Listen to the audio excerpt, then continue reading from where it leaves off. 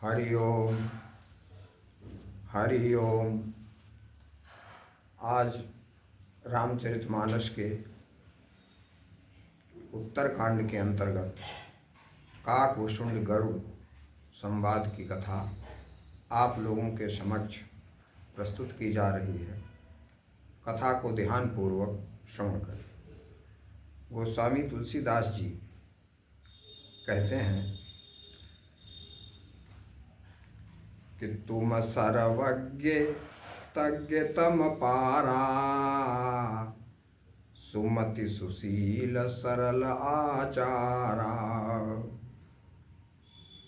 तो काकभूषुंड जी से गरुड़ कह रहे हैं कि आप सर्वज्ञ हैं, विद्वान भी हैं और सुमति वाले हैं, सरल आचारवान हैं। ज्ञान विरति विज्ञान निवासा, आप ज्ञान वैराग्य विज्ञान के भंडार हैं और रघुनायक के तुम प्रिय दासा, आप भगवान के प्रिय दासों में से। तो गरुड़ पूछते हैं कि कारण कवन देह यह पाई, आपने ये कौवे का शरीर किस कारण से पाया। तात सकल मोहि कहाऊ बुझाई, रामचरित सर सुंदर स्वामी। ये रामचरितमानस पायो कहाँ कहाऊ न भगामी। हे आकाशचारी, आकाश में उड़ने वाले, आपने ये कथा कहाँ से पाई। नाथ सुना मई अस शिव पाही, महाप्रलय हु नाश तव नाही। हमने शिव जी के मुख से सुना था कि आपका विनाश महाप्रलय में भी नहीं होता है। मुधा बचन नहीं ईश्वर काहि, शिवजी झूठ बोलते नहीं हैं। सो मोरे मन संशय आही, मेरे मन में ये संदेह हो रहा है कि अग जग जीव नाग नर देवा, संसार के जितने भी प्राणी जीव जंतु हैं, नाथ सकल जग काल कलेवा, ये सभी काल का भोजन है। अंडकटाह अमित लयकारी, जितने ब्रह्मांड हैं वे भी एक न एक दिन नष्ट हो जाते हैं। तो काल सदा दुरति क्रम भारी, काल की गति अबाध है, उसे कोई रोक नहीं सकता। तुमहिन व्यापत काल अति कराल कारण कवन, मुझे यह संदेह हो रहा है कि आपके ऊपर काल का प्रभाव क्यों नहीं पड़ता। ऐसा कौन बहुत बड़ा कारण है।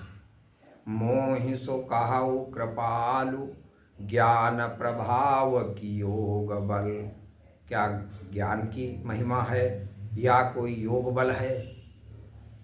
प्रभु तव आश्रम आए मोर मोह भ्रम भाग, मैं आपके आश्रम में जैसे ही आया तो हमारा सारा मोह भाग गया। कारण कवन सो नाथ सब कहु सहित अनुराग, तो इसका कारण क्या था। तो आप यह भी बताइए कि आश्रम में आते आते ही हमारा माया मोह कैसे दूर हो गया, आपसे वार्ता भी नहीं हुई, ये भी स्पष्ट कीजिए। तो गरुड़ गिरा सुनि हर्षेउ कागा, बोले उमा परम अनुरागा। तो गरुड़ के ऐसे वचन सुनकर काकभूषुंड बड़े ही प्रसन्न हुए और कहने लगे कि धन्य धन्य तव मति उर्गारी। हे गरुड़, आपकी बुद्धि धन्य है। प्रश्न तुम्हारी मोहि अति प्यारी, तुम्हारे प्रश्न हमको बहुत अच्छे लगे। सुनि तव प्रश्न सप्रेम सुहाई, बहुत जन्म कई सुधि मोहि आई। आपके ऐसे प्रश्न सुनकर हमको अपने अनेक जन्मों की याद आ गई। सब निज कथा कहूँ मैं गाई, तात सुनऊँ सादर मन लाई। उसे मैं आपसे कहूँगा, लेकिन मन लगा करके सुनिए। जप तप मख समदम व्रत दाना, विरति विवेक जोग विज्ञाना। जितने भी शुभ साधन हैं, जप तप यज्ञ, समता भाव, इंद्रियों का दमन, व्रत दान, वैराग्य विवेक योग विज्ञान, सब कर फल रघुपति पद प्रेमा। इन सबके करने का फल यही है कि भगवान से हमें प्रेम हो जाए। तेहि बिनु को न पावई क्षेमा। तो भगवत प्रेम के बिना कोई भी कल्याण नहीं पा सकता। क्षेमा। तो यही तन राम भगति मई पाई। इस कौवे के शरीर से हमने भगवान की भक्ति पाई है। ताते मोहि ममता अधिकाई। इसीलिए इस शरीर पर मुझे विशेष ममता है। जेहि ते कछु निज स्वार्थ होई, तेहि पर ममता कर सब कोई। तो जिसका जिससे कोई स्वार्थ सिद्ध होता है तो वह उस पर प्रेम अवश्य करता है। तो स्वार्थ साँच जीव कहूँ एहा, मन क्रम वचन राम पद नेहा। जीव का सबसे बड़ा स्वार्थ है कि मन से कर्म से वचन से भगवान में प्रेम हो जाए। चलते फिरते उठते बैठते खाते पीते हमेशा उस ईश्वर की याद हमारे दिमाग में रहे। काम हम सब करें संसार के, जो एक सामान्य व्यक्ति करता है, ऐसे ही समाज में हमको सारे कार्य शरीर से करने हैं, पर मन परमात्मा में लगाना है। कहा भी है कि करते कर्म करऊ विधि नाना, मन कारमि राखहु भगवाना। अपने मन को भगवान में लगाएं, शरीर से संसार के सारे कार्य उदासीन होकर के करें, अनासक्त भाव से।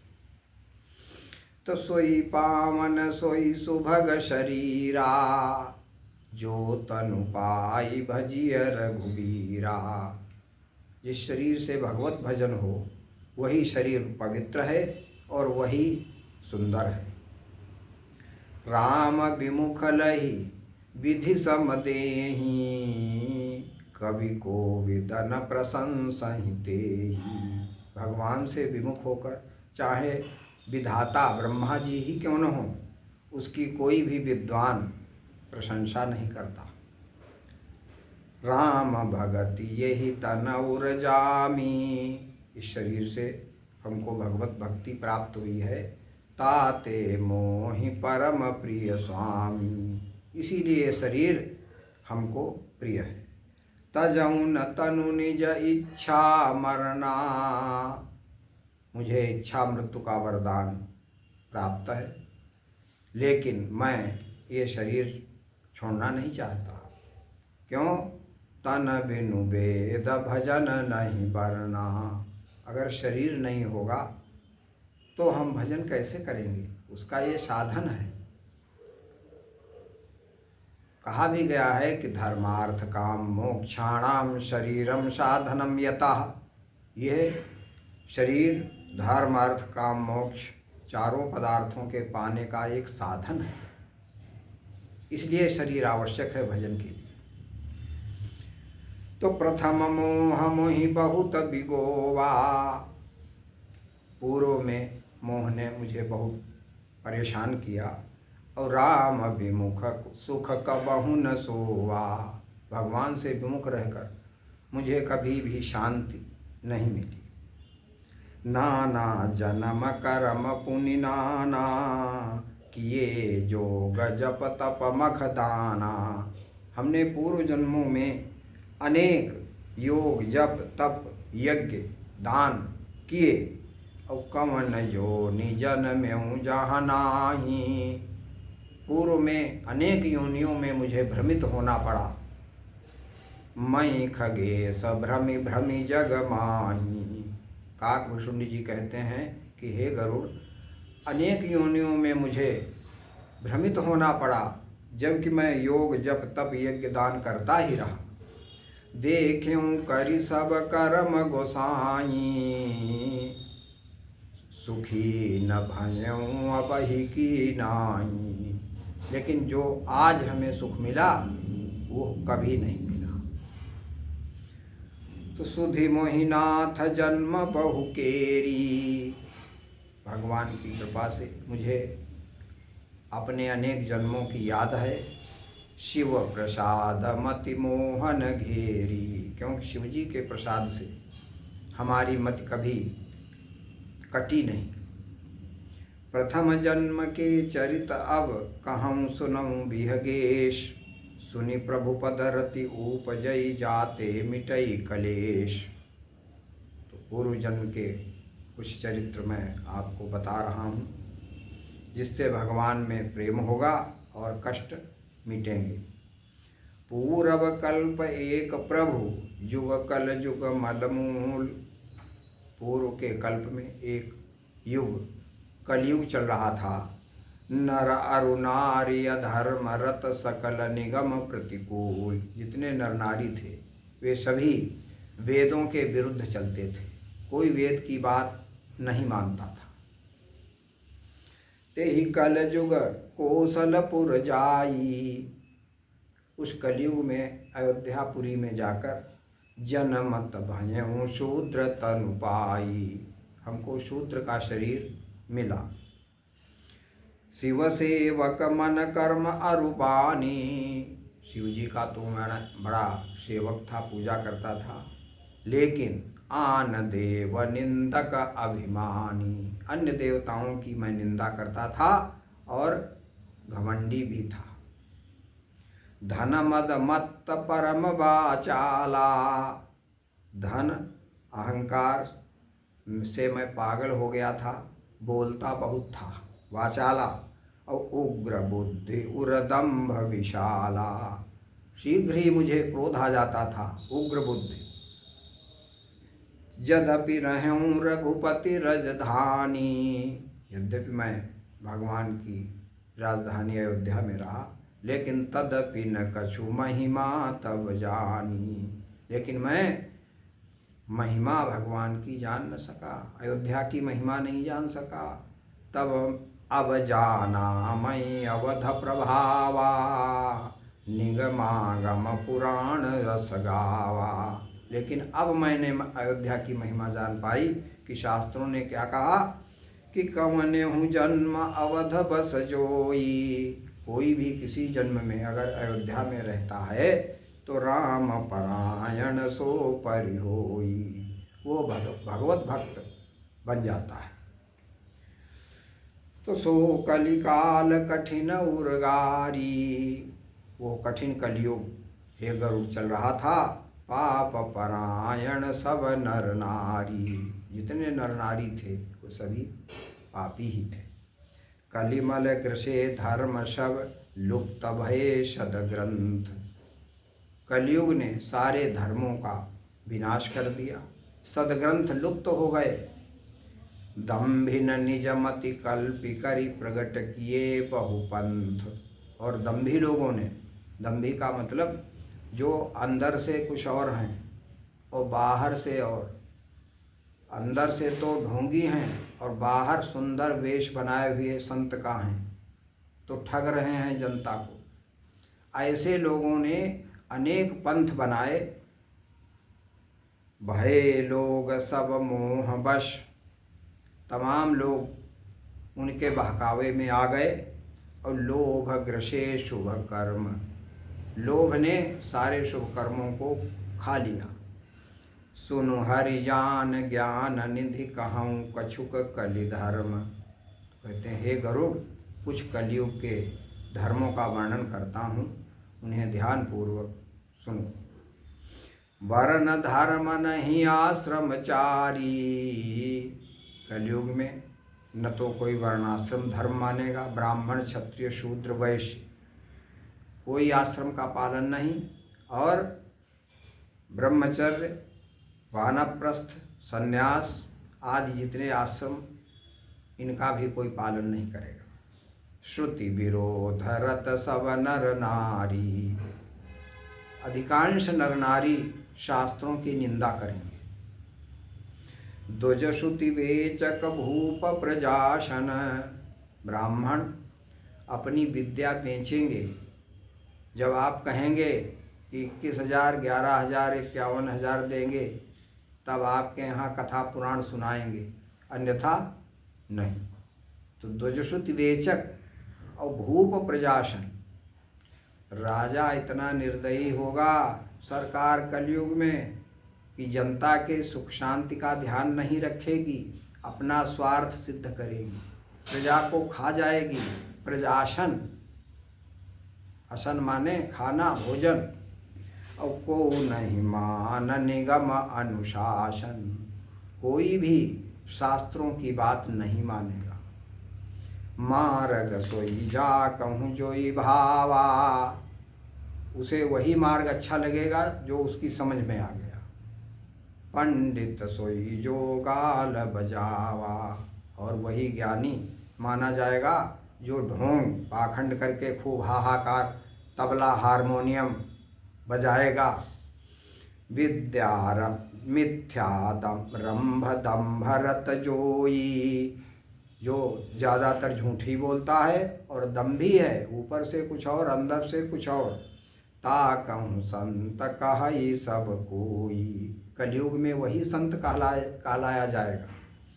सोई सयान जो पर धनहारी। जो पराया धन छल कपट करके ले लेगा, वही बड़ा चतुर माना जाएगा। और जो कर दम्भ सो बड़ा आचारी। जो दम्भ करेगा यानी बाहरी दिखावा, अच्छा भेष बनाकर अंदर से दुष्ट होगा और दूसरों को ठगेगा। तो जो कर दम्भ सो बड़ा आचारी, वही बड़ा आचारवान अच्छा सज्जन व्यक्ति कहा जाएगा। जो कहा झूठ मस्खरी जाना। जो जितना ही झूठ और मजाक करेगा, कल युग सोई गुणवंत बखाना। कलयुग में वही गुणी कहा जाएगा।